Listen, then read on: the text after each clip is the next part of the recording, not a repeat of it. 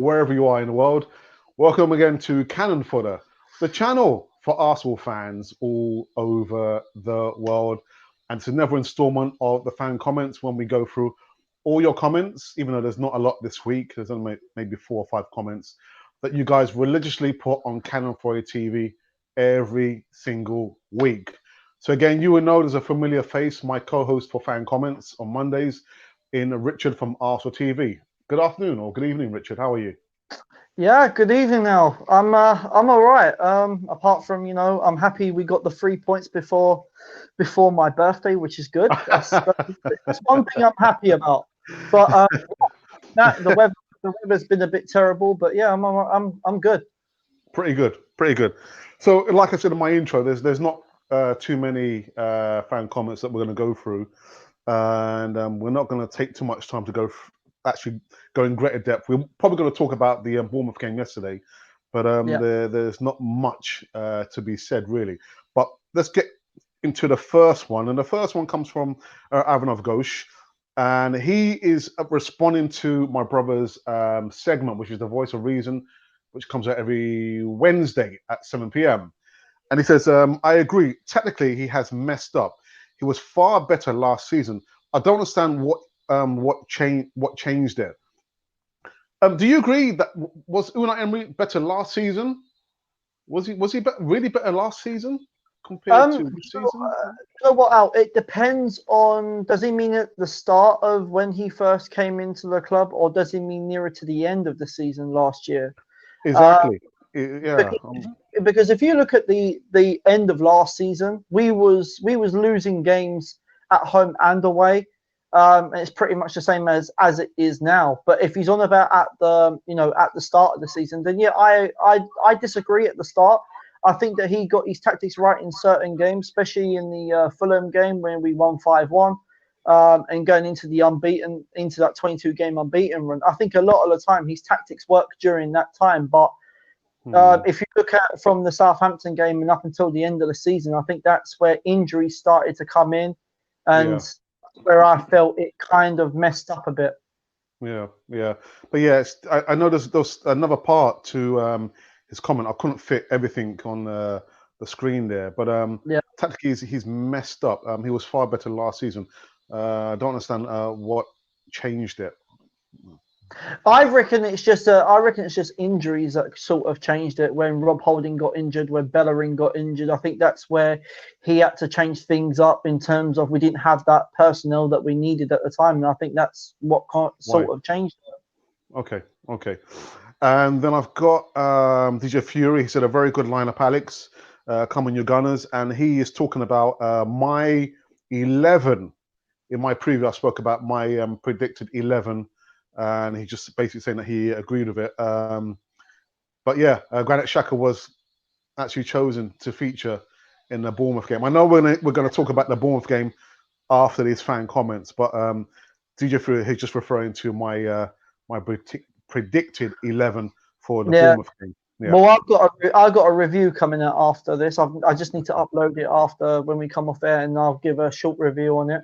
Okay. So Enough. Go again. He says, "What is the formation we are playing? 4-2-3-1. Midfield needs Guendouzi." Richard. For me, the strongest midfield doesn't feature. Me personally, does not feature Guendouzi. I know he's gone. He's made lots of improvement in his game. Last season, we saw him holding on to the ball too long and getting fouled, but still, I'm not fully convinced yet. He doesn't feature my first or my best 11. The midfield doesn't. I don't think it needs. Not Guendouzi in all the games, anyway. At least, but for me, even for me, Al, Guendouzi doesn't feature in my perfect starting 11 just yet. So who's your midfield then? Who would be your midfield? Mine is Torreira, Willock, and Ceballos. Yeah, that's the same. That would be mine as well. Yeah, but at the moment, I think Guendouzi only fits in certain games, especially if we're 1-0 down or something, and we need that bit of drive towards the final third. I think that's where he needs to be featured, because he's Yeah. got that energy to drive forward as well. So in games like that, I think he's crucial for. But no, he's definitely not in my best starting 11 anyway. Yeah, yeah. And then just one more from DJ Fury, and he says, I disagree too. A forward, Martinelli. Now, he's talking about Unai Emery did say in a press conference when he was asked about Martinelli, Yeah, he did say that he sees Martinelli more as a winger rather than a forward or a striker. And I disagreed. For me, Martinelli is an out-and-out striker. I mean, he does have the option to play him as a yeah, winger, but for me, his preferred position, just looking how you played against Stanley Liege, Richard, is a yeah. striker. And I'm I just agree. wondering how much is he going to push, Lacazette and Aubameyang to be in the starting 11? But for me, winger, no. Striker, yes.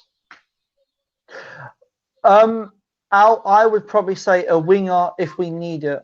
If we Yeah, need to fill that, yeah, if we need a winger to fill that position and to have pace, to say if Saka gets injured, for instance, or Nelson gets injured, then yes, by all means, stick him in, because that would be his opportunity to prove himself in the Premier League as well. But for me, he has to be a forward. That would be mine as well. He has to be up front, because I've noticed a lot of his game. He reminds me a bit like Suarez to a certain extent, and he also reminds me a bit like Ronaldo in terms of his pace.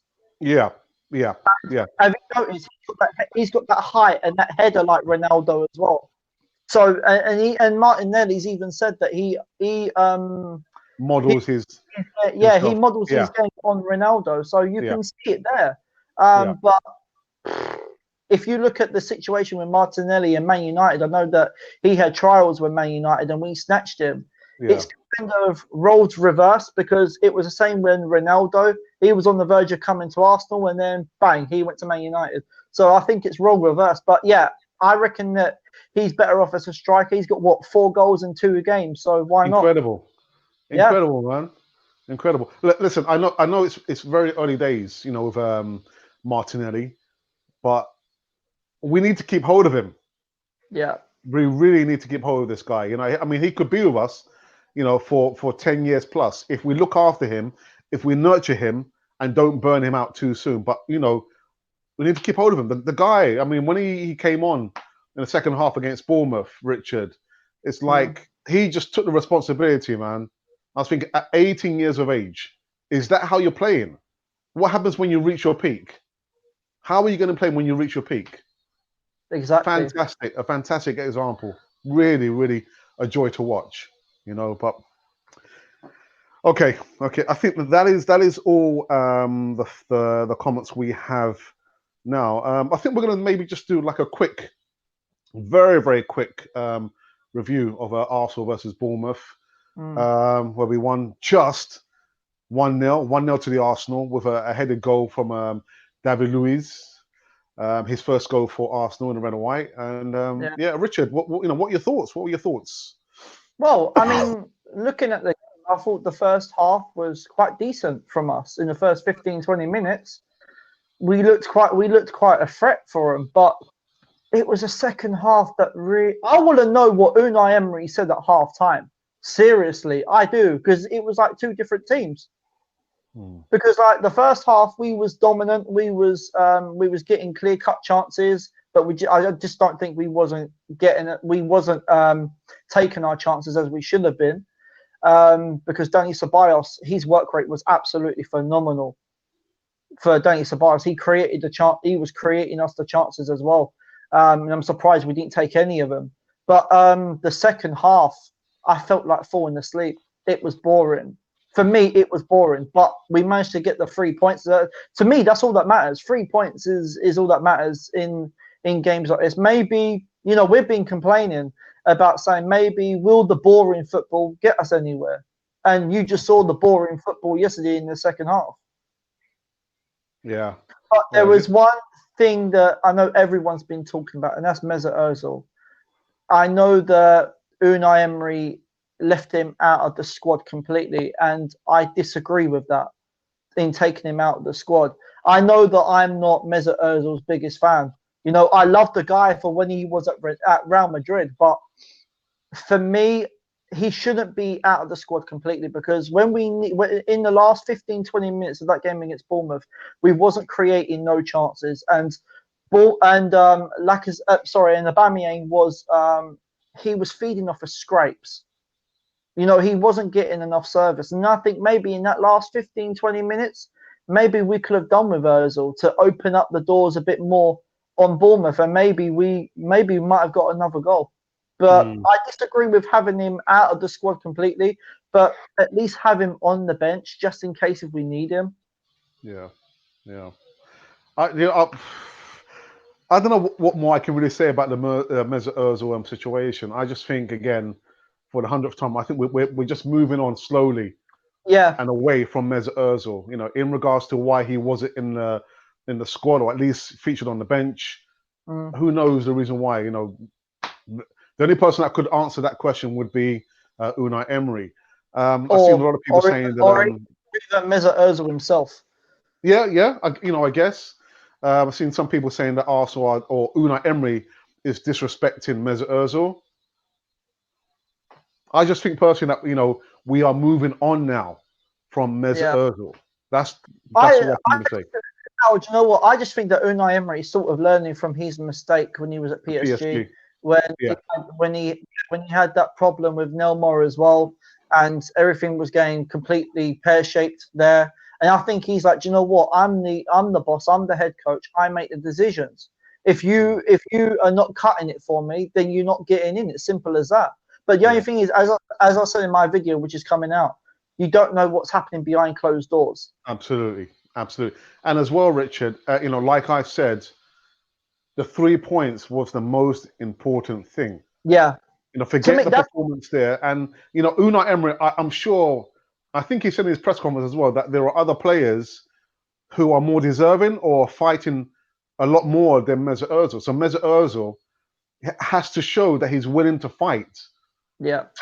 And like we said before, Rich, there are now competitions in all the positions, almost all the positions on the pitch there. So Mesut Ozil must not feel that he has a divine right, to be in the starting 11. No player has a divine right to be in the starting 11. Competition in a squad is a healthy thing. The team has to evolve. It has to change. Yeah. Otherwise, we're going to stay in the same place. But yeah, that's what I've got to say on that. Let me quickly go into the chat. There's been just a few comments here. I've got Tracy Linton. I'm happy with the 3 points, but I think he should go at the end of the season with or without top 4. I don't think he can take us further than top 4. Okay. Then we've got IG, Indian Guna. Help you all right, man. What's with Nelson? Saka makes sure Nelson is going on loan next season. That is a good point. Was Nelson on the subs bench? He wasn't, was he? No, I don't think Nelson was even on the bench either. No. That's a good point, IG.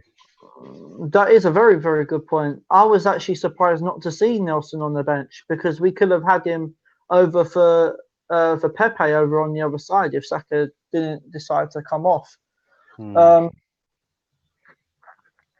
That's a good call, IG. But Al, you know what? Going back to Tracy's comment that she put.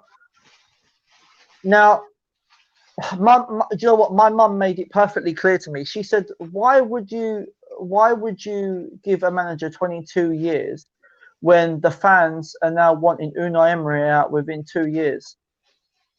Why?" Listen, I'm a staunch supporter of Unai Emery, as you probably will know, Richard. Yeah.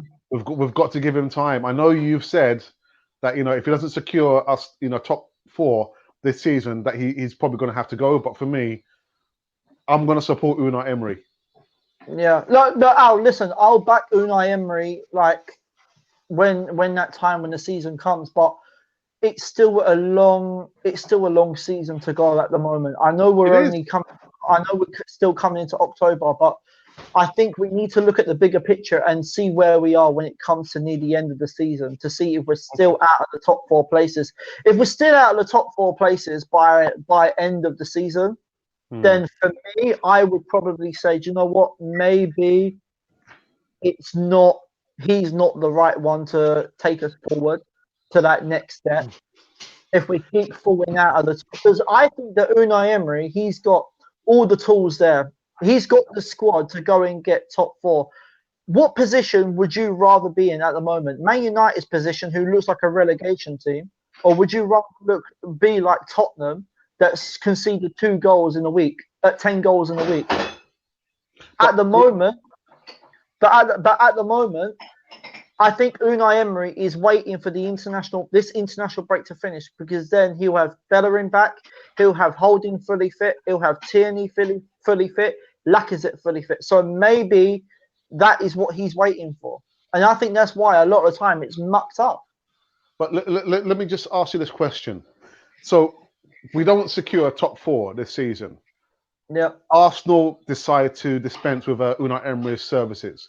We get another manager in. He doesn't secure us top 4. We'll give him like a 2-year contract, and then we get rid of him. So is that the plan? That whatever manager comes in, it doesn't secure us top 4. We get rid of him.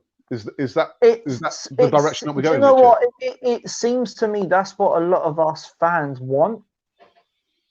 It's like, as I said to you, even last year out, I said to you, it's a never-ending cycle with Arsenal. It's a never-ending cycle. When we lose, we still moan. We moan. Even when we win, us fans still moan. It's like as if that we're not grateful. Our fan base is bipolar. It's true, because we're never satisfied. We are never satisfied. And I think a lot of the time it's because of what the media puts in as well. Yeah. I mean, you know what? The refereeing on Sunday, one of the worst refereeing I've seen in a long time. We had 2 penalty shouts. One of the penalties with Pepe, it was a clear penalty. It got referred to VAR from what we understood in the stadium. How can VAR not give that as a penalty? So, but anyway, that's a different story. We're getting off from track here. So get back in the chat. I've got someone who I recognise here. Hi, mates. You need to give the manager time. Game was boring yesterday. Yes, it was. Tracy again. Lewis, I agree to give him time, but he had a full season and he still don't know his best midfield or what our style of play is. I think Unai Emery does know his best midfield. As to why he doesn't play them, who knows? Who knows? He knows his best 11, but he's not able to play his best 11 because we've still got players still coming back from injury. Bellerin is not 100%. Holding is still coming back. Tierney has just come back from an injury, although he's had some minutes against Standard Liège. So Unai Emery knows his best 11, but he's not able to play them. We've still got Lacazette to come back as well. Yeah. I think that he does know his best 11, but it's the midfield that's bothering me the most. It's that midfield that's bothering me the most. I look at this game, and I reckon that our best 11 is probably Bellerin at right back, Chambers and Holding as our 2 main centre backs, and Tierney at left back. I think that is our best form of defence, and I think our best midfield, for me, does not include Granit Xhaka, and for me, it does not even include Guendouzi. For me, it has to be Torreira, Willock, and Ceballos. That is our best main 3, and obviously our front 3 is Pep, Abba, and Laka. Pep, Abba, and Laka. Yeah, I will go with that. I will go with that. I think that's our best. But I know that Tracy just said that about last season, he had a full season. But nearer to the end of that season, after that Southampton game, we had injuries like you wouldn't believe. Yeah. That's why most games he had to play with a back 3. He had to play with a back 4. He kept swapping and changing because we didn't have the personnel for it. Okay, back into the chat. Got Screenboy 8, who's a regular. on both Arsenal TV and Canafoy TV, and he says Ozil's failing on the physical side of things according to rumours.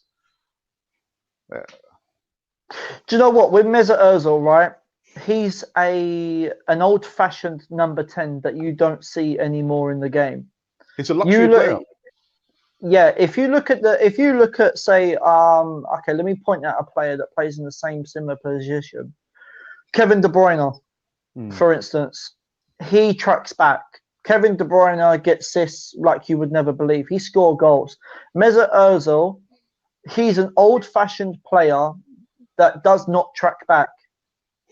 He does not track back. And well, as Kevin De Bruyne does, that is a massive difference. And Kevin De Bruyne, he can take the physicality of the game. Mesut Ozil can't. And that is true, he can't. But the only benefit I would say with Mesut Ozil is that he can slow down the pace of the game as well. He can for me, Richard, I think that is one of the biggest difference, in Liverpool and Man City and everybody else. That all 11 players or 10 players, they will fight to regain possession of the ball. Once it's lost, they will fight again to regain possession of the ball, whether it's the attacker, the midfielder, or the defenders. So if we don't have players, the majority of the players not doing that, then we're going to be on the back foot. That is one of the biggest differences there, apart from they've got top line players, Salah, Mane, David Silva. For me, that's the clearest difference there. If we don't have players who are not willing to track back, no matter who you are, then we're already, we're starting on a negative. Yeah, I agree. Okay, let's quickly back into the chat. And Tracy says, this is the reason why Nelson didn't feature. He has an injury. I didn't realize that. That's weird because I didn't realize that. Arsenal, the only thing is, Arsenal hasn't got anything on their website to say that he's. I haven't seen anything on there. Yeah. Maybe he might have gone. I don't know. Okay. And then Scrimway says in Unai we trust, and so do I. No, I don't want us to be changing managers, but we need to see what the manager is doing and where the team is improving. Look at Leicester. You can see what the manager is doing without.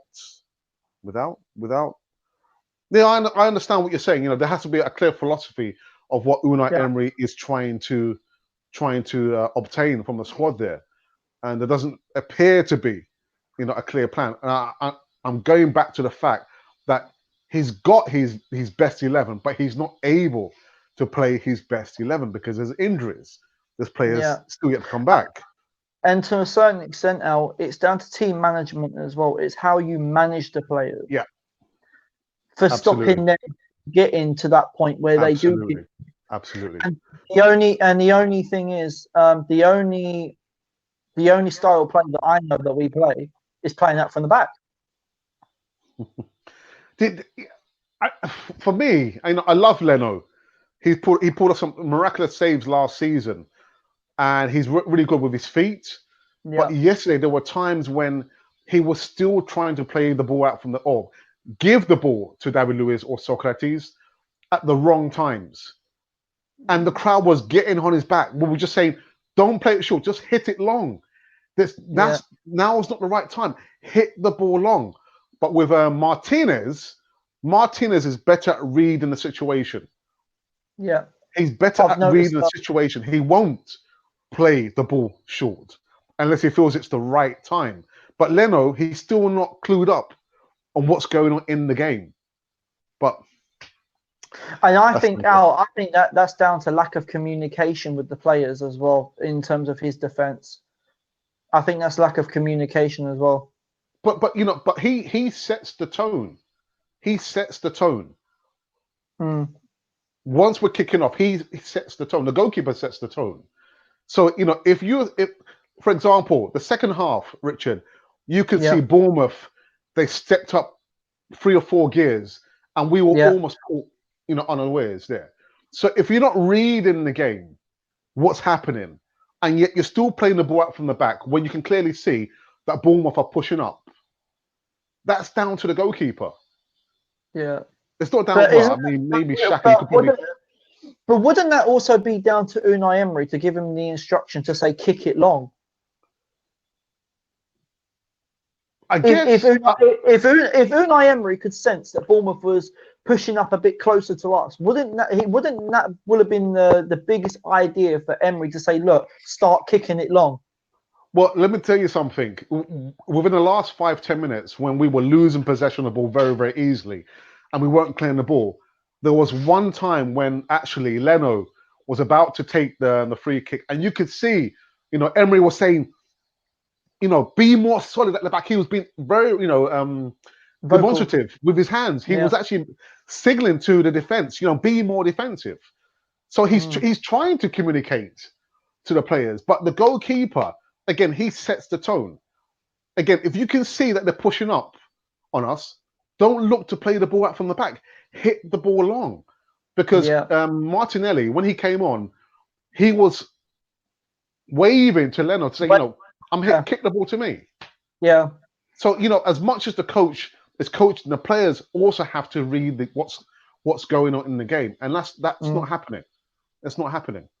But anyway, let me quickly get back into the chat before we wrap it up. And IG says, do you see a strongest 11 for Arsenal? Should include Lacazette, Aubameyang, and Martinelli together? If yes, what would be the formation? That goes over to you, Richard. That's a tough one. That is a tough one if you're including Martinelli, because I see Martinelli as more of a striker than I do a winger. I guess you could play two strikers up top and then play another striker just in behind them. So it's like basically playing a 4-4-2 diamond. That is a tough one. But having the other extra striker at the top of the diamond, and then you can have the three midfielders just behind. I guess you could do it that way if it's a 4-4-2 diamond. Yeah, that could possibly work. But the only way I can see that being a full with all of them, a 4-3-3. But in the 4-3-3, you can also turn it into a 4-4-2 diamond as well. You just move one of the players more further in. That's a tough one. That's a tough one. That is a tough one. Well, it would be not to play Martinelli. I don't know. That's a tough one, IG. Good question. I would prefer have Pepe than I would Martinelli, because you're bound to going to need someone to come off from the bench if one of our main strikers is lacking energy. Maybe you might need one of them to come off from the bench. And I think Martinelli would be the right person to bring on. Yeah. Martinelli. Okay, quickly back into the chat for the last time. Mate, the manager needs to get Shaka to go Gone out of our club. Yeah, I agree. I mean, I just think that Granit Xhaka, for me, he's too slow. He's too slow for the Premier League. I mean, if you look at the pace on Dani Ceballos and you look at the pace on Willock, it's completely different to Granit Xhaka. He's more slower. He likes to ping the balls diagonal. He likes to switch the play. It's not what we need. Richard, do you know who else was slowing down the game, giving Bournemouth time to get back into their formation? I would have said Guendouzi. That was another player that I might have done at times. David Luiz. He was slowing the game down. So many times, maybe there was like an opportunity for him to pass the ball very quickly, maybe to Saka or Shaka, and once he received the ball from Leno, he slowed the game down to our detriment. David Luiz, but anyway, they did say that David Luiz has got mistakes in him, and we have seen a few of them. Yeah.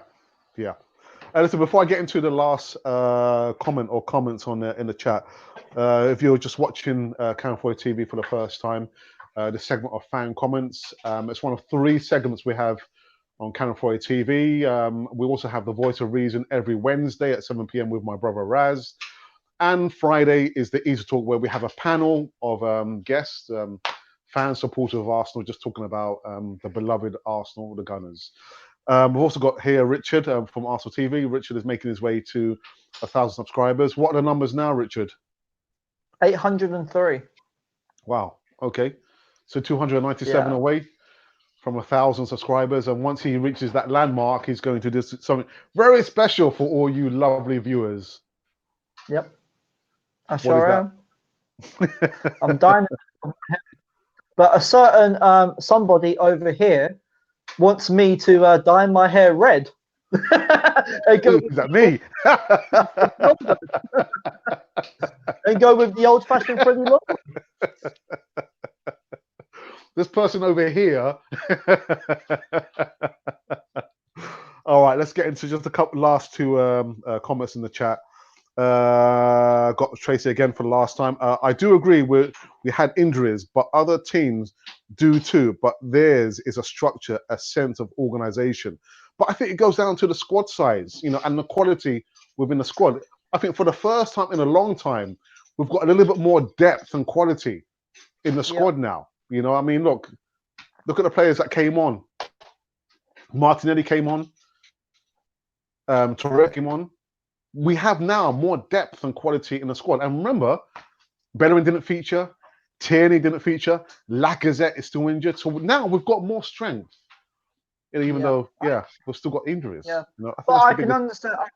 I can understand what Tracy said. Like, other teams have got a structure and their players are organised. But what fans need to realise as well is that we're in a process of going to where Liverpool is and going to where Ajax are, because that's what we're focusing on. We're focusing our squad on the way Ajax modelled their side in, bringing their young players in and making them improve. And then Liverpool are doing exactly the same. Trent Alexander-Arnold came in through Liverpool's academy, and look where he is now. So we've just got to give this process time. And if it doesn't work, I know that a lot of us fans would like to see Arsenal win the league and to be where Liverpool are, but at the moment we are too far behind Liverpool and City at the moment. Yeah, we're probably like 5 years behind them. We're probably like 5-10 years behind them, because if you remember ages ago, like Liverpool, they had Coutinho, they sold him for £140 million. They spent £75 million on Virgil van Dijk, and they went and brought another goalkeeper. The assets that we had, Aaron Ramsey was one of our assets, but we let him go for free. Alexis Sanchez, we could have got at least 50, 60, 70 million pounds at that time if we tied him down to a contract. But what happened? We let him go. So that's another one of our assets gone. Then we had Robin van Persie. He was one of our assets. He also went. So we are. That's why we are far behind, because they had their assets and they used them. We lost our assets, and at the time when we need them, we haven't got them, and that's why we are so far behind. Yeah. Okay. And I think I'll probably give the last say to IG. He said, "Does Sai Kolasinac make a good squad player or liability? A liability. There were so many times, IG, yesterday when it was easy. Well, it should have been an easy pass, to another player, and he just fluffed his lines so many times. And it was like when he received the ball, he was in acres of space on the left hand side, and rather than trying to run the line and force their right back or the right side midfielder back, he decided to play the ball inside. It was so frustrating yesterday. So frustrating. He gave the ball away so many times. I know, he retrieved the ball a couple of times, and there was like a couple of last-ditch blocks that he did there. But going to your question, he's more of a liability, really, than a squad player. And I wouldn't shed tears if we actually sold him as well. Yeah, that's the way I see it. I agree, Al. He is a liability, especially if we play him as a left back. But when we play him as a wing back, it's not so bad, because we're playing him to his strength, which is going forward. But then again, for him going to attack, he can't even cross the ball. It's like he either hits the first man or it's going in the stands. So squad player, liability, more of a liability, to be honest, than a squad player. IG. Yeah, I would agree. Yeah, one more, Tracy. Big up yourselves, guys. Trace checking out from America. So there you go, Oh Trace. wow! Nice one. Thank you. I hope you've gone over and subscribed to Richard's channel as well. Yeah, Trace. feel free. Yeah. All right. I'll leave. Anyway. I'll leave my Anyhow. channel link in the comments. Yep. Okay. So that's the end of another segment of our fan comments. Every Monday.